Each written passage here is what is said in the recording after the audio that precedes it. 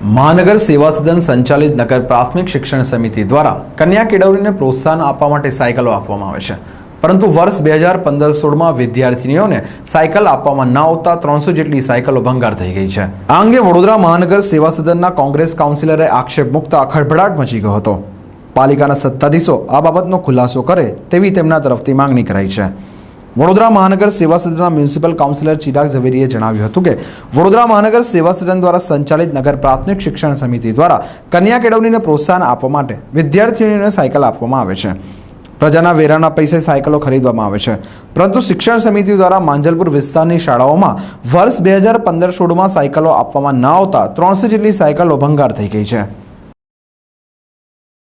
બહુ સ્પષ્ટ કહેવું છે કે છેલ્લા 25 દિવસ લગી ભારતીય જનતા પાર્ટી વહીવટી તંત્ર દ્વારા પ્રસિદ્ધિ માટે જે શિક્ષણના તમામ સરકારી સ્કૂલોમાં શાળા પ્રવેશોત્સવનો કાર્યક્રમ કરવામાં આવ્યો, જુદા જુદા મંત્રીઓને બોલાવવામાં આવ્યા, ભારતીય જનતા પાર્ટીના હોદ્દેદારોને બોલાવવામાં આવ્યા અને શાળા પ્રવેશોત્સવથી પ્રસિદ્ધિ મેળવવાનો જે પ્રયત્ન થયો છે એ ખરેખર આજે એ શાળા પ્રવેશોત્સવની પોલ ખોલી નાખે છે કે આ માંજલપુરની શાળાની અંદર લગભગ 200થી 300 સાયકલો 2016 શાળા પ્રવેશોત્સવની સાયકલો પડી છે।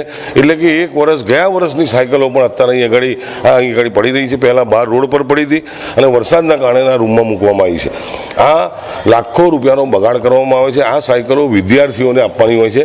ભારતીય જનતા પાર્ટી ફક્ત કન્યા કેળવણી, બેટી બચાવો એ બધી વાતો કરે છે, એ પણ ફક્ત ને ફક્ત પ્રસિદ્ધિ માટે કરે છે, એ બહુ સ્પષ્ટ થાય છે।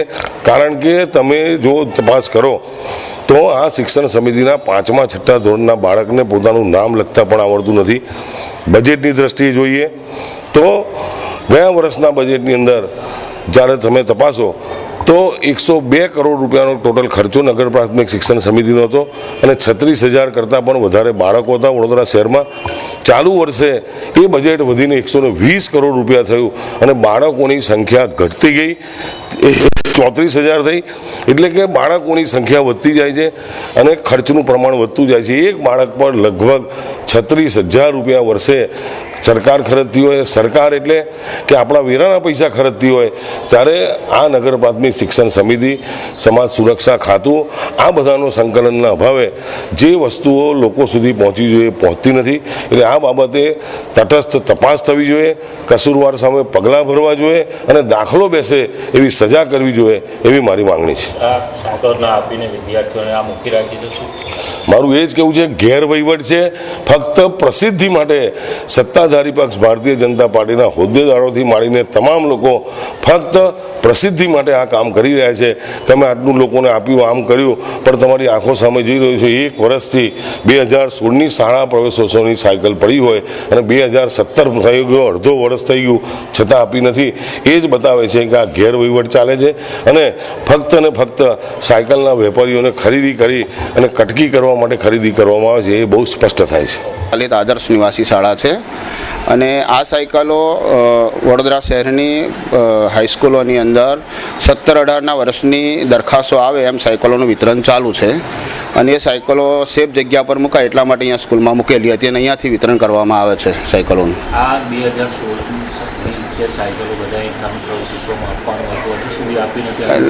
એટલે દરખાસ્તો મારા અધિકારી સાથે એમના ફોન ઉપર વાત થયા પ્રમાણે 17-18ની સાયકલો છે અને મને માત્ર વિતરણ કરવા માટેની જ અહીંયા સૂચના આપેલી છે કે જેમ સાયકલ સ્કૂલમાંથી સાયકલના ઓર્ડરો લઈને આવે અને લેટર પેપર લખીને એટલે એ પ્રમાણે સાયકલો મારે આપવાની હોય છે સ્કૂલવાળા। અમારા નાયબ નિયામકની કચેરીમાંથી જે સાયકલો ફાળવેલી હોય એમની દરખાસ્ત મુજબ એ ઓર્ડર અને એમના લેટર પેડ પર લખી આવે કે અમને આવેલ માણસને સાયકલો આપવી, એ પ્રમાણે સાયકલો અમે એ એમના ઓર્ડરમાં લખેલું હોય છે। એ એટલે ગત વર્ષની બાકી સાયકલો હતી એ વિતરણ કરી દીધી છે અને આ વર્ષની લગભગ 54 જેવી સાયકલો વિતરણ કરેલી છે, ચાલુ છે। એટલે મારી ગણતરી પ્રમાણે અત્યારે 134 જેવી સાયકલો પડી છે હજુ। 17-18ની સાયકલો છે। 17-18ની સાયકલો છે। હા।